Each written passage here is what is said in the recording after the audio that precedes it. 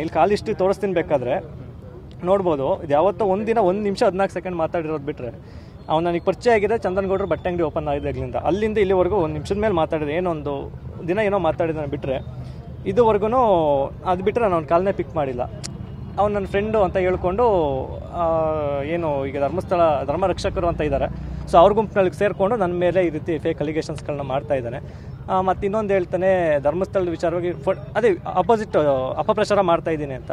So ಅದು ಜನಗಳಿಗೆ ಗೊತ್ತು ನಾನು ಏನು ಮಾಡ್ತಾಯಿದ್ದೀನಿ ಅನ್ನುವಂಥದ್ದು. ಇಲ್ಲಿ ನಾನು ಧರ್ಮಸ್ಥಳ ಗ್ರಾಮದಲ್ಲಿ ನಡೆದಿದೆ ಈ ರೀತಿ ವಿಚಾರಗಳು ಅಂತ ಹೇಳಿದ್ರೆ ಅವ್ರುಗಳು ಎತ್ಕೊಳ್ತಾ ಇರುವಂಥದ್ದು ಇವ್ನು ಧರ್ಮಸ್ಥಳ ದೇವಸ್ಥಾನನ ಟಾರ್ಗೆಟ್ ಮಾಡ್ತಾ ಇದ್ದಾನೆ ಅನ್ನುವಂಥದ್ದು. ಈಗ ದೇವಸ್ಥಾನದ ಮೇಲೆ ನಮಗೂ ಕೂಡ ರೆಸ್ಪೆಕ್ಟ್ ಇದೆ, ನಮ್ಮ ಉದ್ದೇಶನೂ ಕೂಡ ದೇವಸ್ಥಾನ ಶುದ್ಧಿ ಆಗಬೇಕು. ಈಗ ಹೇಳೋ ಕಳಂಕಗಳು ನಡೆದಿದೆ ಅಥವಾ ಏನು ಕಳಂಕಗಳು ಬಂದಿದೆ ಅವೆರಡರಲ್ಲೊಂದು ಡಿಸೈಡ್ ಆಗಿ ಅದೆಲ್ಲ ಕಳೆದು ಹೋಗಬೇಕು. ಸೊ ಅದಕ್ಕಾಗಿ SIT ತನಿಖೆ ಮಾಡ್ತಾಯಿದ್ದೆ.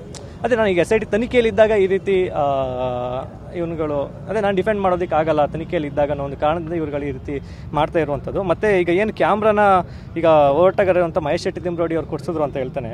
ಸೊ ಇಲ್ಲಿ ನನ್ನ ಹತ್ರ ಬಿಲ್ಲಿದೆ, ಅವ್ನು ಹೇಳ್ತಿರೋದು ಈಗ ಕೊಡಿಸಿದ್ದಾರೆ ಅಂತ. ನಂತರ ಈಗ ಬಿಲ್ಲಿದೆ, ತೊಗೊಂಡಿದ್ದು ಬಿಲ್ಲಿದೆ. ನಾನು ತೊಗೊಂಡಿರುವಂಥದ್ದು ಬಂದು ನವೆಂಬರಲ್ಲಿ. ನಾನು ಈಗ ಮತ್ತೆ ಈಗ 2ನೇ ಬಾರಿ ಕೇಸ್ಗೆ ಇಳಿದಿದ್ದು ಬಂದು ಸಮೀರ್ ಅವ್ರ ವಿಡಿಯೋ ಆದಮೇಲೆ ಫೆಬ್ರವರಿ ಲಾಸ್ಟ್ ವೀಕಿಂದ ನಾನು ಶುರು ಮಾಡ್ಕೊಂಡಿರುವಂಥದ್ದು.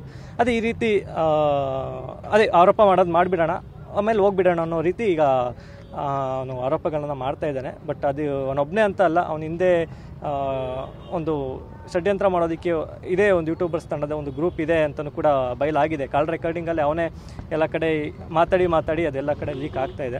ಸೊ ಹಾಗಾಗಿ ಅದೇ ಇದನ್ನು ಬರೀ ಎಕ್ಸ್ಪೋಸ್ ಮಾಡಿ ಬಿಡಬಾರ್ದು, ಕಾನೂನು ಕ್ರಮ ಜರುಗಿಸ್ಬೇಕು, ಅಂಥವ್ರಿಗೆಲ್ಲ ಬುದ್ಧಿ ಕಲಿಸ್ಬೇಕು ಅಂದ್ಕೊಂಡು ಇವತ್ತು ಕಂಪ್ಲೇಂಟ್ ಕೊಡೋದಕ್ಕೆ ಬಂದಿದ್ದೆ.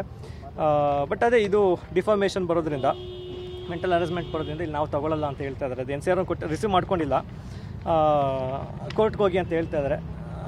ಅದೇ ಈಗ ನಾವು ಕೋರ್ಟ್ಗೆ ಹೋಗಬೇಕು, ಕೋರ್ಟ್ಗೆ ಹೋದರೆ ವರ್ಷಗಟ್ಟಲೆ ಹಿಡಿಯುತ್ತೆ. ಬಟ್ ಅದೇ ಈ ರೀತಿ ಅವನೇನು ಬೇಕಾದರೂ ಹೇಳ್ಬೋದು ಅನ್ನೋ ರೀತಿ ಆಗಿದೆ.